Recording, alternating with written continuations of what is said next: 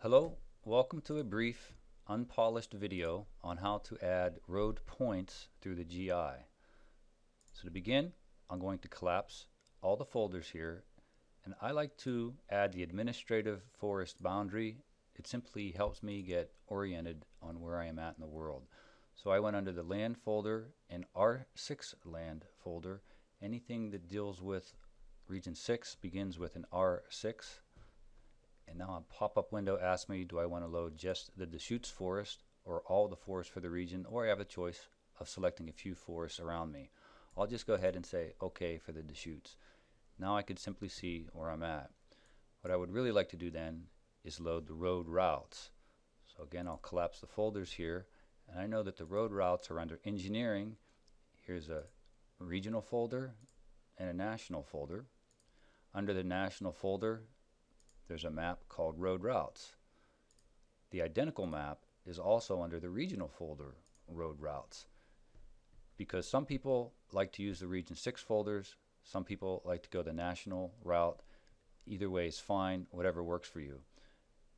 If you do have a map like road routes that you feel you go back to more often, you can simply right click and add it to your favorites. And here you can see it's already added. But for this demonstration, I'll add it again. Here's my favorites. I can select any folder. Down at the lower right, I can create a new folder. But in this case, I'll just add it favorites at the very top and say OK. And now under favorites, you see there's road routes. If you prefer not even to work with favorites, you can simply turn them off. I happen to like favorites. I'll turn them back on, and I'll go ahead and double click road routes, and that'll bring it in to my ArcMap session. I'm going to zoom in on the northern part of the forest here, simply so that you don't have to watch all of the roads draw on the screen. So I'll go ahead and do that.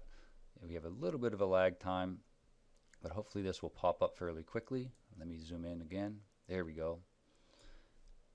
And I'm going to select some of the roads here because I don't want, for this demonstration, to run it on the entire forest. So I grab the select tool, select some of the roads, and now I would like to run a visualization that's associated with these selected roads. What you can see here, the eyeball or the viz button is grayed out. And the reason it is, I have to tell the GI this is the layer that I'm interested in. So I select it in the table of contents. The viz button is active, so I go ahead and press that. And now I would like to find, out of all the vizzes that are related to roads, there's a fair number of them, I'd like to search on bridge.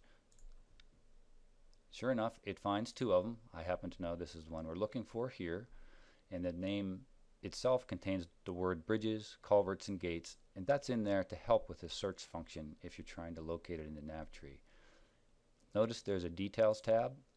Since it's selected here on the left, this description tells me a little bit about what's going to happen, and I can see I'll need to select type and a subtype. Perfect. Let's go ahead and run that. Load data. And now a pop-up window should come up here. Again, a little bit of a system lag time. Okay, here we go. I'll move this over. I see at the top part of the window, I have a number of different choices as far as what points can be represented. If I select bridge, I have to click the word next. And then you see in the lower part, nothing shows up. No bridges are available. So I'll come back up here and say, you know what, I really wanted culverts. That's what I was going after. I need to click next again, and it's going to activate everything down below, and you can see, oh, there's a number of different choices I have on the types of culverts. Looking closely, you can see somebody typed in pipe arch, and somebody typed in pipe dash arch. And I'm like, oh boy, I'm going to need both of those. You can come back over here and say in, and it'll give you a list. You can scroll down, find the two, and say pipe as well as pipe dash arch. And in my case, I'm going to say no, I want to load everything here. So I'm going to uncheck those two. Notice here it's grayed out, no OK button. I come back and I say show me all, no OK button. If you think about it a little bit, you can get real angry and say, nothing's working any good. But we're working our way through this, backstepping, thinking, and trying to change things.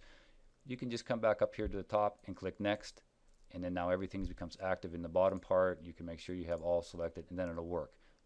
if you're really confused, you can just bag out of the whole thing and start it all over again, and then it'll work well for you. Once you know where you're heading, things should work pretty well. So I went ahead, I clicked OK. We're going to wait for, hopefully, oh, that's faster than I thought. Good deal. So it went ahead, found the different culverts that were out there, put them in the nav tree. I'll go ahead and deselect the roads just for a little bit of visualization. You can see the dots that are in here. I'll go ahead and zoom in just a little bit. And they're difficult as far as the symbology, but the points are there. If you wanted to go through and change these however you wanted to work with it, that's fine. But essentially, by using that visualization that's associated with the roads, you can collect any number of points as far as whatever's stored in infra. And one last thing, to not make the video too long, you can keep roads selected here, go into the second button viz, and you can look for the neighboring forest visualization, and this will go ahead and create a viz of the selected roads plus all the surrounding forests. If you have nothing selected, it'll do the entire forest plus all the surrounding forest.